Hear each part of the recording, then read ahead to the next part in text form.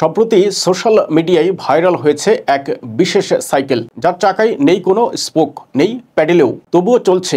এই যা দেখে চমকে গিয়েছে সাধারণ মানুষ সহ ভারতের প্রধানমন্ত্রী নরেন্দ্র মোদীও। চলতি বছরে ভারত মোবিলিটি গ্লোবাল এক্সপোতে দারুণ দারুণ চমক দেখিয়েছে বিভিন্ন গাড়ি সংস্থা। 17 জানুয়ারি থেকে 22 জানুয়ারি পর্যন্ত দিল্লিতে বসেছিল গাড়ির মেলা, আর সেখানেই খোদ প্রধানমন্ত্রী সহ সকলের নজর কাড়ল এক বিশেষ দুচাকা, যার নেই কোনো স্পোক, না আছে প্যাডেল, তবুও দুরন্ত গতিতে চলার ক্ষমতা রয়েছে সেই দুই চাকার।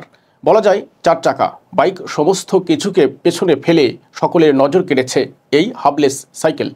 সাইকেলের নাম দেওয়া হয়েছে হেলেক্স, তবে এখনও বাজারে আসেনি। এক্সপোতে সাইকেলের প্রোটোটাইপ মডেল লঞ্চ করা হয়। স্টার্টআপ কোম্পানির দাবি, এটাই বিশ্বের প্রথম সম্পূর্ণ বৈদ্যুতিক হাবলেস সাইকেল। চাকায় কোনো স্পোক নেই, চালানোর জন্য প্যাডেলের প্রয়োজন হয় না। সাইকেলে ইলেকট্রিক মোটর লাগানো রয়েছে, সেটাই চাকা এবং ফ্রেমকে এক সুতোয় বেঁধে এগিয়ে নিয়ে যায়।